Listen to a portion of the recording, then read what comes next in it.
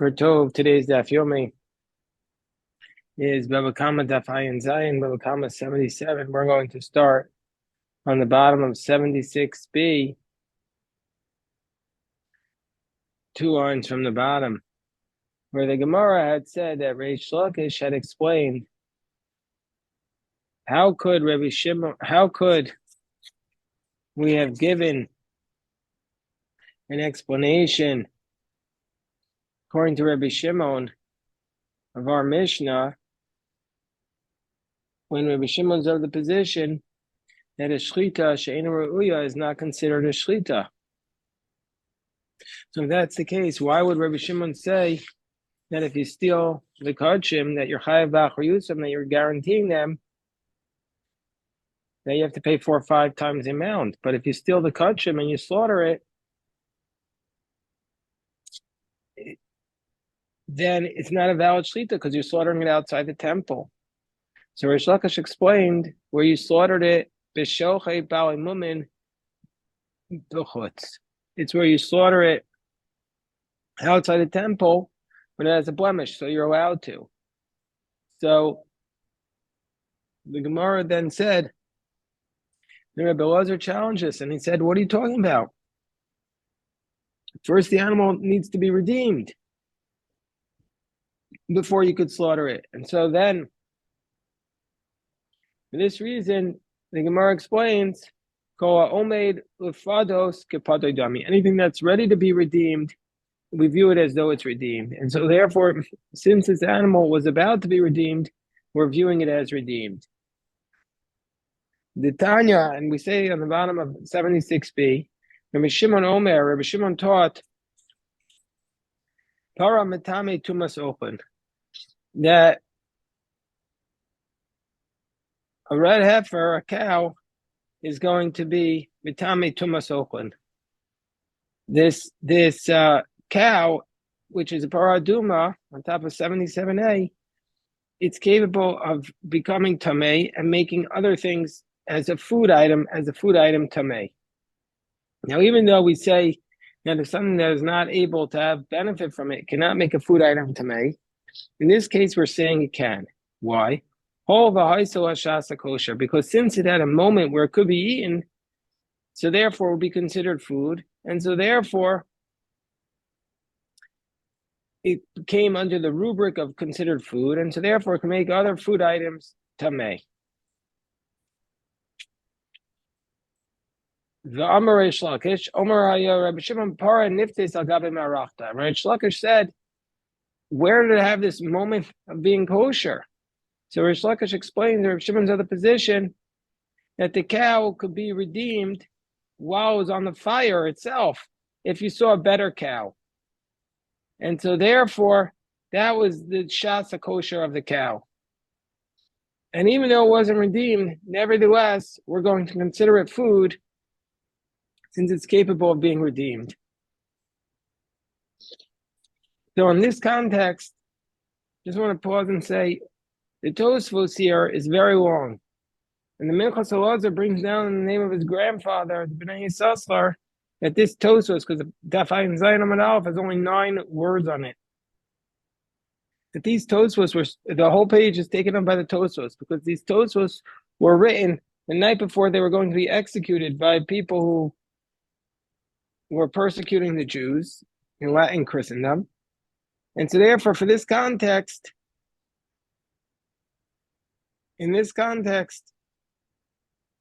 those who published the Gemara wanted to give greater emphasis on these Tosfos.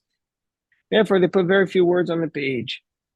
But anyway, this Tosfos, which is brilliant Tosfos, was written under the most difficult conditions. And the legend is that they wrote it with their blood. Anyway, we see from here, called Ome Liftos Kipados Tame. So we see from here this concept that since it was capable of being redeemed, even though it wasn't, we view it as though it was redeemed. And so therefore, the paraduma is going to be Mitame Tumas Ochlin. So the Gemara says, okay, so what was Rabbi Yochanan's explanation of why, according to Rabbi Shimon, you pay 4 or 5 times the amount, even though it was not a valid shlita? Rabbi Yochanan gave the explanation that either it was slaughtered in the temple for somebody else, or Rabbi Yochanan had said the other answer of Rabbi Yochanan on the bottom of 76a was they were talking about a case where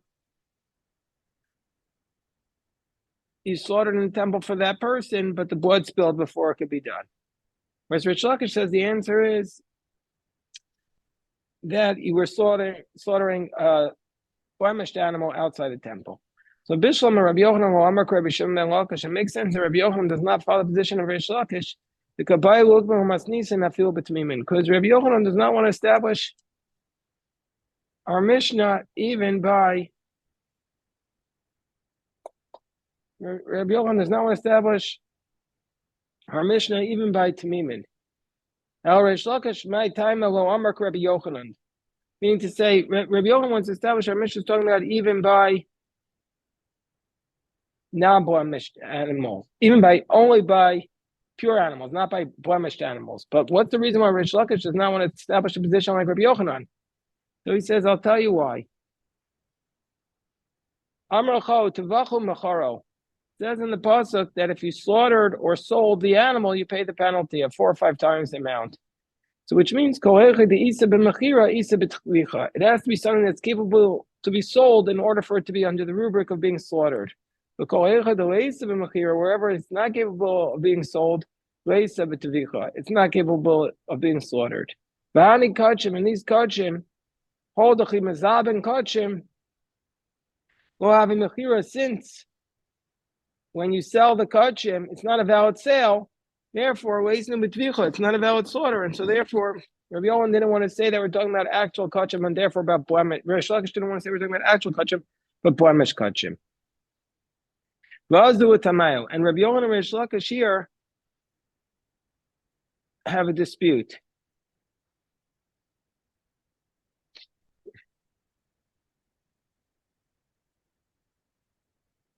What's the dispute?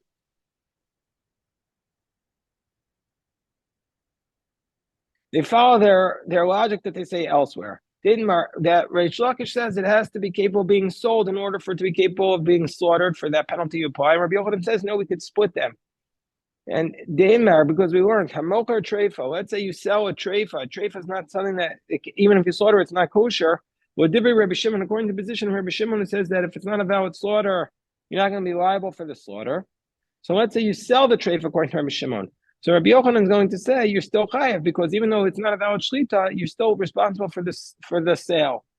Whereas Rish Lakish says you're pater. Rabbi Yochanan says you're chayav because even though you're not involved in the slaughter, you still are involved in the sale. You could still be violating the sale. Whereas Rish Lakish says you're pater because even though Rish Lakish says you need to be able to do both. So therefore, since you can do a slaughter by a treifa, therefore you're not going to be involved. You're not going to be responsible if you sell it. So Esei Rabbi Yochanan Rish Lakish. So Rabbi Yochanan challenges Rish Lakish from the following brisa about kuayim. Let's say you steal an animal that is kuayim, that it comes from a sheep and a goat. It's the offspring of a sheep and a goat. Gun of kuayim v'tabacha, and you slaughtered it. Treifa.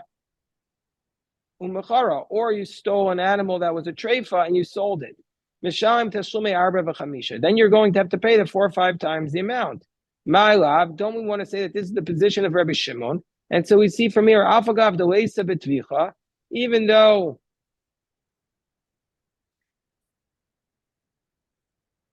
though it's not capable of being a slaughter because it's just treifa, you're able to be responsible for selling it. So therefore, if you steal the kolayim and you slaughter it, the treifa and you sell it, you have to pay the amounts. We see from here that Rabbi Shimon says even though you can only do one of them, i.e. selling it, you're still going to be responsible. So the Gemara says, no, Rish Lakish would say, lo, Rabbanan, this is not the position of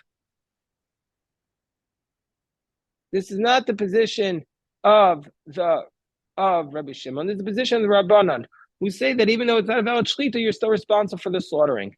And the Gemara says, well, Rabbanan treifa b'mechira. Well, why would you say you're responsible for the treifa by selling Treifa Machira Isa Zvichu Esa, according to Rabban, you're also responsible for the slaughter. So why does it say Treifa Machra? Elamai, it must be that this is the position of Rabbi Shimon. But you want to say this is the position of Rabbi Shimon. If that's the case, you're only responsible for the Kuayim by slaughtering it, but not by selling it. Of course, you'd be responsible for selling it. So we have to say that the author of the Mishnah is saying if you slaughter it or also if you sell it. So if that's the case, so how do you want to prove that this is Rabbi Shimon? This could also be the Rabbanan. So that's what Resh Lakish's response would be. Rabbi Yochanan, no, you can't give that answer. If you want to say it's Rabbi Shimon, well, if that's the case, I did the Tani Treifa Bechada, because it says in the case of a Treifa by one of them, Tana Koyim Bechada. Then it says the other case of a Koyim where you're responsible in the other case. That's what Rabbi Yochanan would say. Because for the treifa, you're only going to be responsible for the selling, according to Rabbi Shimon.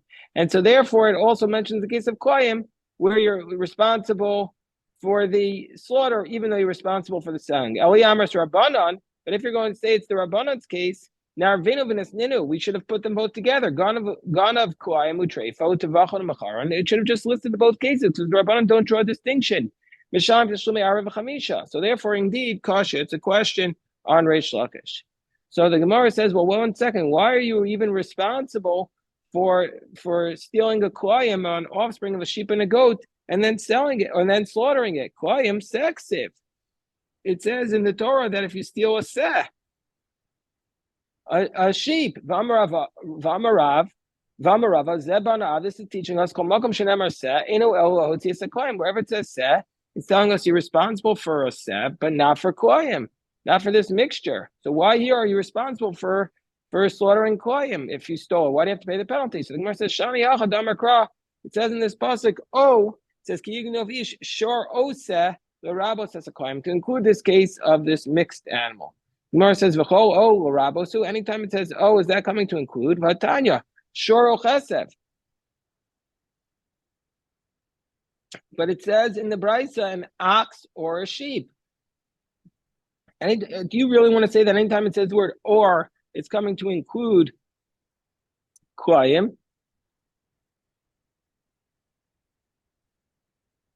But what about the fact that it says with respect to a korban that you bring, it says shor o kesef, it says an ox or a sheep, which means prat l'koyim, to exclude a koyim. O a's, and it says or a goat, prat l'nidmeh, to exclude a case of a nidmeh. A nidmeh is an animal that's like a mutant, that it was born from a sheep, but it looks like a goat. So that's a mutant. So such an animal cannot be brought as a korban. So therefore, if that's the case, why are we saying that the word or over here is coming to include the koyim in this prohibition? Why don't we say it's coming to exclude the koyim, like we say by the korban? So it depends on the context of the verse. By theft, it says an ox or a lamb. It says by the theft. It says an ox or a lamb. That they cannot produce an animal. Therefore, olarabos koyim. So then it says, or it's coming to include a mixture.